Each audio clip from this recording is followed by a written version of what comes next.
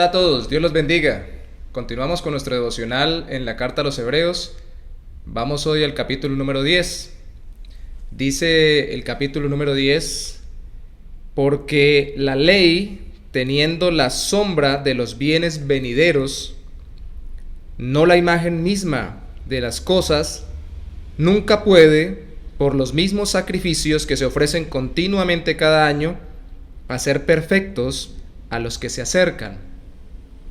De otra manera cesarían de ofrecerse, pues los que tributan este culto, limpios una vez,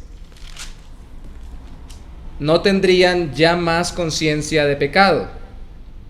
Está diciéndonos lógicamente que la ley ceremonial, y se dan cuenta ustedes cómo el énfasis en la carta a los Hebreos es en el aspecto ceremonial, los rituales que se hacían para la limpieza de pecados, no tenían el efecto de quitar la conciencia de pecado, es decir, no tenían el efecto de asegurar en el alma o en el corazón del que se acercaba que ya estaba libre completamente de culpa. Pero en estos sacrificios cada año, versículo 3, se hace memoria de los pecados, porque la sangre de los toros y de los machos cabríos no puede quitar los pecados. Entonces lo que nos está diciendo es que precisamente tiene que cada año hacerse memoria de los pecados, porque definitivamente no había un efecto definitivo sobre el pecador en cuanto a la absolución de su culpa. Es cierto que nosotros tenemos pecados individuales, pero al mismo tiempo somos pecadores en general y seguimos siendo una fábrica de pecaminosidad cuando desobedecemos a Dios.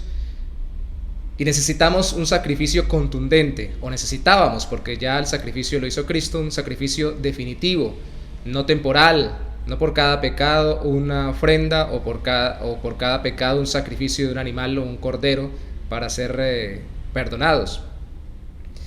Entonces dice el versículo 7, por lo cual, precisamente por esta falta de efectividad radical para perdonarnos definitivamente, entrando en el mundo, dice, sacrificio y ofrenda no quisiste, mas me preparaste cuerpo. Holocaustos y expiaciones por el pecado no te agradaron. Entonces dije, he aquí yo vengo, oh Dios, para hacer tu voluntad, como en el rollo del libro está escrito de mí, diciendo, primero sacrificio y ofrenda y holocaustos y expiaciones por el pecado no quisiste, ni te agradaron, las cuales cosas se ofrecen según la ley, y diciendo luego, he aquí que vengo, oh Dios, para hacer tu voluntad, quita lo primero para establecer esto último.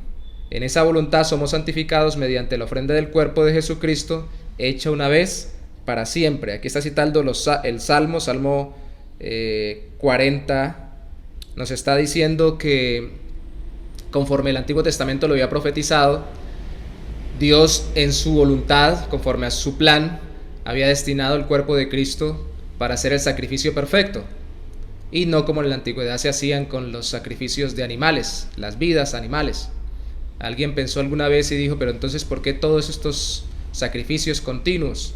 Era precisamente para hacer dos cosas: mostrar la consecuencia del pecado, porque el pecado trae muerte, pero al mismo tiempo mostrar la única forma de pagar por el pecado, que era con la muerte de alguien que pudiera pagar efectivamente por ello. Y con el tiempo y con el pasar de los años y con tantos sacrificios y tanto derramamiento de sangre, viendo las personas que no eran perfectos en su conciencia, es decir, que no estaban totalmente libres de culpa, porque volvían otra vez a reincidir, y sobre todo porque no tenían la certeza de haber sido perdonados definitivamente y para siempre, entonces se daban cuenta a través de esos sacrificios continuos que necesitaban un sacrificio perfecto, y es el de Cristo. Por eso Cristo vino y su cuerpo fue preparado para nuestro perdón, para la redención de nuestros pecados con su sacrificio. Esa es la explicación. Y el versículo siguiente dice, y ciertamente todo sacerdote está día tras día ministrando y ofreciendo muchas veces los mismos sacrificios que nunca pueden quitar los pecados. Pero Cristo, habiendo ofrecido una vez para siempre un solo sacrificio por los pecados, se ha sentado a la diestra de Dios, de ahí en adelante esperando hasta que sus enemigos sean puestos por estrado de sus pies.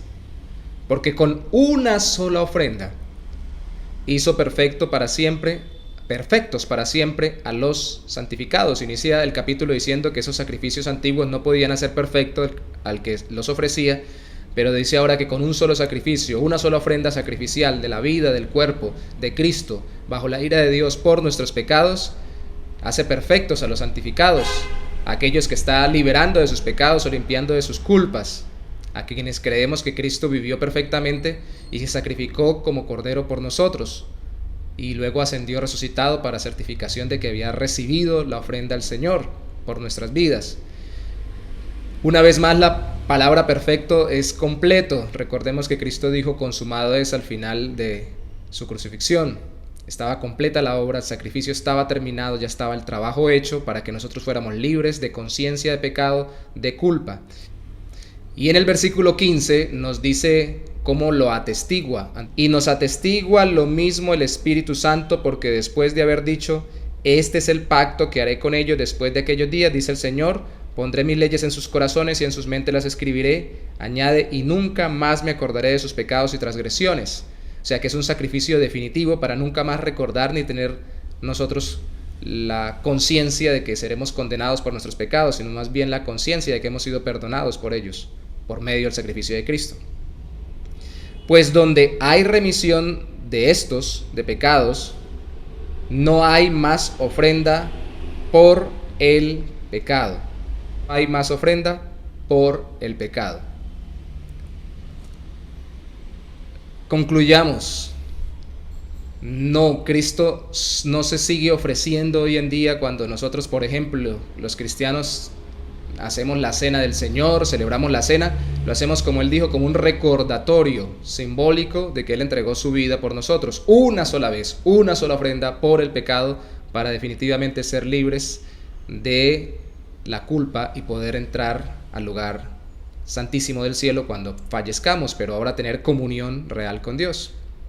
Pero también al mismo tiempo vuelve y nos recordó Jeremías, el autor, para darnos a entender que esto viene junto con la libertad de la esclavitud del pecado por medio de la transformación del corazón, que ahora graba la ley de Dios en nuestros corazones y como nos hace entender en nuestro interior que hemos sido perdonados, ahora en gratitud nos impulsa el Espíritu de Dios por medio de la ley del Espíritu o del impulso del Espíritu o de la obra del Espíritu de Dios santificándonos por medio de su fruto santificador.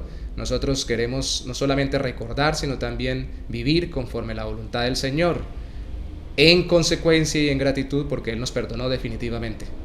Entonces el creyente definitivamente es totalmente libre de conciencia de pecado porque entiende que no hay más ofrenda por el pecado, solo Cristo. No hay más que hacer, no hay más que dar, no hay más que entregar.